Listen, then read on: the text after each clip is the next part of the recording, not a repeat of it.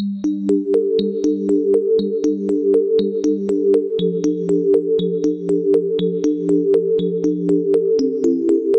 Friends, നമ്മൾ തിരുവനന്തപുരം ജില്ലയിൽ LDC 2014 ചോദിച്ച ചോദ്യങ്ങളാണ് നോക്കിക്കൊണ്ടിരിക്കുന്നത്.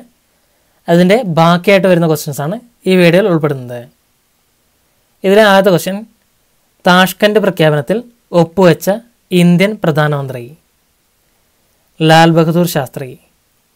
ലാൽ ബഹദൂർ ശാസ്ത്രിയാണ് താഷ്കൻഡ് പ്രഖ്യാപനത്തിൽ ഒപ്പുവെച്ച ഇന്ത്യൻ പ്രധാനമന്ത്രി.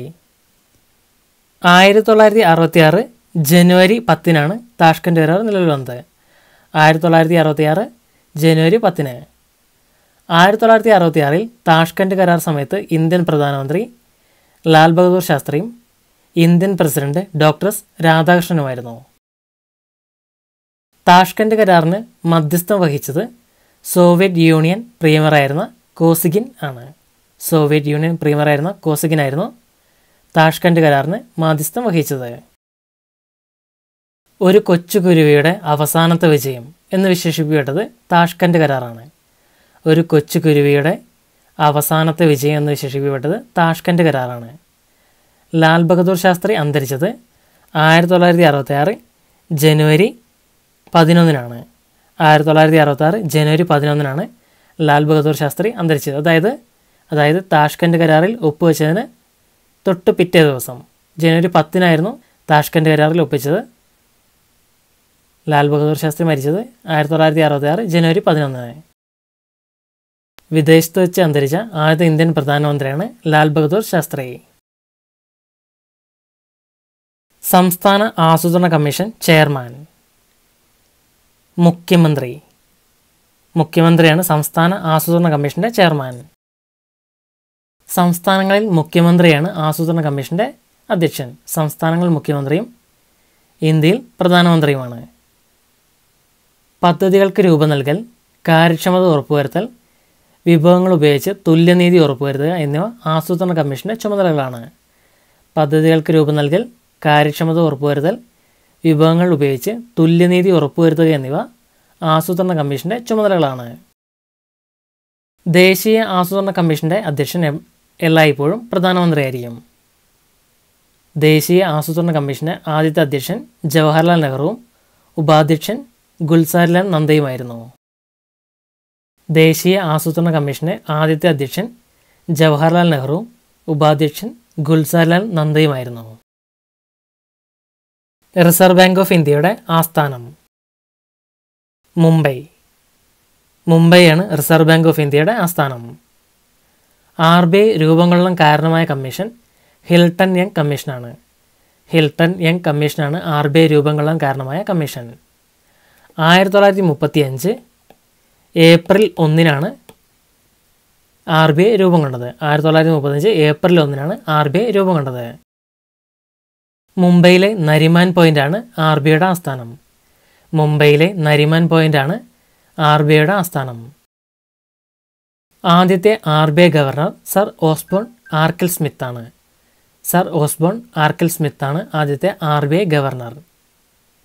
RBI ഗവർണറായ ആദ്യത്തെ ഇന്ത്യക്കാരൻ CD ദേശ്മുഖാണ്. CD ദേശ്മുഖാണ് RBI ഗവർണറായ ആദ്യത്തെ ഇന്ത്യക്കാരൻ. ഗ്രാമതല ആരോഗ്യ പ്രവർത്തനങ്ങൾ മെച്ചപ്പെടുത്തുവാൻ രൂപം കൊടുത്ത പദ്ധതി? ദേശീയ ഗ്രാമീണ ആരോഗ്യ മിഷൻ. ദേശീയ ഗ്രാമീണ ആരോഗ്യ മിഷനാണ് ഗ്രാമതല ആരോഗ്യ പ്രവർത്തനങ്ങൾ മെച്ചപ്പെടുത്താൻ രൂപം കൊടുത്ത പദ്ധതി. NRHM national rural health mission. ഇത് 2005 ആരംഭിച്ച പദ്ധതിയാണ്. മെച്ചപ്പെട്ട ആരോഗ്യ പരിചരണ സംവിധാനങ്ങൾ ഗ്രാമത്തിൽ ഏർപ്പെടുന്നതിനും ആരോഗ്യരംഗത്തെ അടിസ്ഥാന സൗകര്യങ്ങൾ വർദ്ധിപ്പിക്കുന്നതിനും ആരംഭിച്ച പദ്ധതിയാണ് NRHM, ദേശീയ ഗ്രാമീണ ആരോഗ്യ mission, national rural health mission. ഇന്ത്യയിലെ ആദ്യത്തെ പ്രാഥമിക ആരോഗ്യ കേന്ദ്രം സ്ഥാപിക്കപ്പെട്ടത് കേരളത്തിലാണ്. നെയ്യാറ്റിൻകരയിൽ, കേരളത്തിലാണ് ഇന്ത്യയിൽ ആദ്യത്തെ പ്രാഥമിക ആരോഗ്യ കേന്ദ്രം സ്ഥാപിക്കപ്പെട്ടത്. രാഷ്ട്രീയ മാധ്യമിക് ശിക്ഷാ അഭിയാൻ ലക്ഷ്യമിടുന്നത്? സെക്കൻഡറി വിദ്യാഭ്യാസത്തിൻ്റെ ഗുണനിലവാരം ഉയർത്തൽ. സെക്കൻഡറി വിദ്യാഭ്യാസത്തിൻ്റെ ഗുണനിലവാരം ഉയർത്തലാണ് രാഷ്ട്രീയ മാധ്യമിക് ശിക്ഷാ അഭിയാൻ ലക്ഷ്യമിടുന്നത്. SSA മാതൃകയിൽ സെക്കൻഡറി തലത്തിൽ നടപ്പിലാക്കുന്ന പദ്ധതിയാണ് RMSA. SSA മാതൃകയിൽ സെക്കൻഡറി തലത്തിൽ നടപ്പിലാക്കുന്ന പദ്ധതിയാണ് RMSA. സെക്കൻഡറി സ്കൂളുകൾ ആരംഭിക്കുക, ഗുണനിലവാരമുള്ള വിദ്യാഭ്യാസം ഉറപ്പുവരുത്തുക, അടിസ്ഥാന സൗകര്യ വികസനം ഇവയെല്ലാം പദ്ധതിയുടെ ലക്ഷ്യങ്ങളാണ്.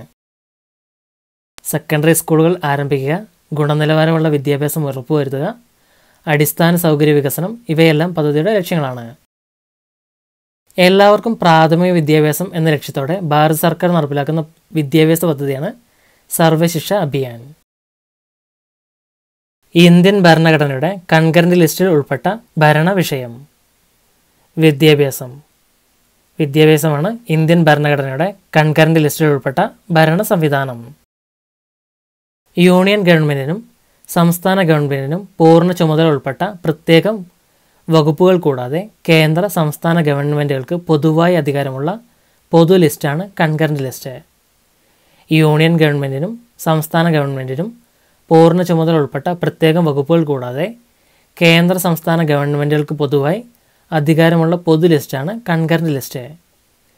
കൺകറന്റ് ലിസ്റ്റ് എന്ന ആശയം ഇന്ത്യൻ ഭരണഘടന കടം കൊണ്ടത് ഓസ്ട്രേലിയയിൽ നിന്നാണ്. ഓസ്ട്രേലിയയിൽ നിന്നാണ് കൺകറന്റ് ലിസ്റ്റ് എന്ന ആശയം ഇന്ത്യൻ ഭരണഘടന കടം കൊണ്ടത്. ക്രിമിനൽ നടപടിക്രമങ്ങൾ, ട്രസ്റ്റും ട്രസ്റ്റികളും, നീതിന്യായ തട്ടിപ്പ്, വിദ്യുച്ഛക്തി, വിദ്യാഭ്യാസം, വിവാഹം, പത്രം, നിയമവൃത്തി, ആസൂത്രണം, തൊഴിലും തൊഴിൽ സംഘടനകളും, മായം ചേർക്കൽ, ജനനമരണ രജിസ്ട്രേഷൻ തുടങ്ങിയവ കൺകറന്റ് ലിസ്റ്റിൽ ഉൾപ്പെടുന്നു. ഭരണഘടനയുടെ 7ാം ഷെഡ്യൂളിലാണ് union list, state list, concurrent list എന്നിവ ഉൾപ്പെടുന്നത്. ആർട്ടിക്കിൾ 246. അഫ്സ കരിനിയമത്തിനെതിരെ പോരാട്ടം തുടരുന്ന മനുഷ്യാവകാശ പ്രവർത്തക ഇറാംഷാനു ഷർമിള. ഇറാംഷാനു ഷർമിളയായിരുന്നു അഫ്സ കരിനിയമത്തിനെതിരെ പോരാട്ടം നടത്തിയ മനുഷ്യാവകാശ പ്രവർത്തക. 1958 അഫ്സ നിയമം നിലവിൽ വന്നത്. മണിപ്പൂരിലെ ഉരുക്കുവനിത എന്നറിയപ്പെടുന്നത് ഇറാംഷാനു ഷർമിളയാണ്. ലോകത്തെ ഏറ്റവും കൂടുതൽ കാലം നിരാഹാരം അനുഷ്ഠിച്ചിട്ടുള്ളതും ഇറാംഷാനു ഷർമിളയാണ്. Armed force special power act എന്നതിൻ്റെ ചുരുക്കപ്പേരാണ് അഫ്സ. ആസാം, മണിപ്പൂർ എന്നീ സംസ്ഥാനങ്ങളിലെ സൈന്യത്തിന് പ്രത്യേക അധികാരം നൽകുന്നതാണ് അഫ്സ നിയമം. സർദാർ സരോവർ അണക്കെട്ടിൻ്റെ നിർമ്മാണവുമായി ബന്ധപ്പെട്ട് സമരം ചെയ്യുന്ന സാമൂഹ്യ പ്രവർത്തകയാണ് മേധ പട്കർ. സ്ത്രീകൾക്ക് വേണ്ടിയുള്ള അഭയ എന്ന സംഘടന രൂപീകരിച്ചത് സുഗതകുമാരിയാണ്. ഏഷ്യയുടെ മണ്ടേല എന്നറിയപ്പെടുന്നത് ആങ് സാൻ സൂചിയാണ്. ഏഷ്യയുടെ മണ്ടേല. മ്യാൻമറിൽ ജനാധിപത്യം സ്ഥാപിക്കുന്നതിനുള്ള പോരാട്ടത്തിൽ 15 വർഷത്തോളം ജയിലിൽ കിടന്നത് ആങ് സാൻ സൂചിയാണ്. ഇന്ത്യൻ സ്ട്രഗിൾസ് എന്ന കൃതിയുടെ കർത്താവ് സുഭാഷ് ചന്ദ്രബോസ്. സുഭാഷ് ചന്ദ്രബോസാണ് ഇന്ത്യൻ സ്ട്രഗിൾസ് എന്ന കൃതിയുടെ കർത്താവ്. സുഭാഷ് ചന്ദ്രബോസിൻ്റെ പിതാവ് ജാനകിനാഥ് ബോസും മാതാവ് പ്രഭാവതി ദേവിയുമാണ്. എനിക്ക് രക്തം തരൂ, ഞാൻ നിങ്ങൾക്ക് സ്വാതന്ത്ര്യം തരാം എന്ന് ആഹ്വാനം ചെയ്ത് സുഭാഷ് ചന്ദ്രബോസാണ്. 1939 കോൺഗ്രസിൽ നിന്ന് രാജിവെച്ച് ഫോർവേഡ് ബ്ലോക്ക് എന്ന സംഘടന രൂപീകരിച്ചത് സുഭാഷ് ചന്ദ്രബോസാണ്. കേരള സംസ്ഥാന മുഖ്യ വിവരാവകാശ കമ്മീഷണർ എക്സ് നടക്കുന്ന സമയത്ത് ഡോക്ടർ സിബി മാത്യൂസ് ആയിരുന്നു കേരള സംസ്ഥാന മുഖ്യ വിവരാവകാശ കമ്മീഷണർ. എന്നാൽ ഇപ്പോൾ വിൻസൻ എം പോളാണ് കേരള സംസ്ഥാന മുഖ്യ വിവരാവകാശ കമ്മീഷണർ. വിൻസൻ എം പോൾ, കേരള സംസ്ഥാന മുഖ്യ വിവരാവകാശ കമ്മീഷണർ വിൻസൻ എം പോളാണ്. കേരളത്തിലെ ആദ്യത്തെ മുഖ്യ വിവരാവകാശ കമ്മീഷണർ പാലാട്ട് മോഹൻദാസാണ്. 2005 ഡിസംബർ 19 കേരള സംസ്ഥാന വിവരാവകാശ കമ്മീഷൻ നിലവിൽ വന്നത്. ആസ്ഥാനം തിരുവനന്തപുരമാണ്. താഴെ പറയുന്നവയിൽ ദേശീയ തലത്തിൽ പ്രവർത്തിക്കുന്ന മനുഷ്യാവകാശ സംഘടന ഏത്? Citizen for democracy. Citizen for ഡെമോക്രസിയാണ് ഈ പറയുന്നവയിൽ ദേശീയ തലത്തിൽ പ്രവർത്തിക്കുന്ന മനുഷ്യാവകാശ സംഘടന. 2010 ഡിസംബർ 19 സ്ഥാപിതമായത്. 2010 ഡിസംബർ 19. ഈ സംഘടന രൂപീകൃതമായത് പാകിസ്ഥാനിലാണ്. മതനിന്ദയ്ക്കെതിരായ നിയമങ്ങളുടെ ദുരുപയോഗത്തിനെതിരായിട്ടാണ് ഈ സംഘടന രൂപീകൃതമായത്. താഴെ പറയുന്നവയിൽ സൈബർ കുറ്റകൃത്യങ്ങളിലെ ഉപകരണങ്ങളിൽ പെടാത്തത്? പ്രസ്സാണ് ഇത് പറയുന്നവയിൽ സൈബർ കുറ്റകൃത്യങ്ങളിലെ ഉപകരണങ്ങളിൽ പെടാത്തത്. കമ്പ്യൂട്ടറോ ഇൻ്റർനെറ്റോ ആയി ബന്ധപ്പെട്ട എല്ലാ കുറ്റകൃത്യങ്ങളും സൈബർ കുറ്റകൃത്യങ്ങളിൽ പെടുന്നു. കമ്പ്യൂട്ടറോ ഇൻ്റർനെറ്റോ ആയി ബന്ധപ്പെട്ട എല്ലാ കുറ്റകൃത്യങ്ങളും സൈബർ കുറ്റകൃത്യങ്ങളിൽ പെടുന്നു. ഇൻഫർമേഷൻ ടെക്നോളജി നിയമത്തിൻ്റെ വകുപ്പുകൾ പ്രകാരമാണ് ഈ കുറ്റകൃത്യങ്ങളുമായി ബന്ധപ്പെട്ട നിയമ നടപടികൾ സ്വീകരിക്കുന്നത്. ഒരു കമ്പ്യൂട്ടറിലേക്കോ കമ്പ്യൂട്ടർ ശൃംഖലയിലേക്കോ വൈറസിനെ കടത്തിവിടുക, ഹാക്കിംഗ് നടത്തുക മുതലായവയാണ് കമ്പ്യൂട്ടർ ലക്ഷ്യമിട്ടുള്ള കുറ്റകൃത്യങ്ങൾ.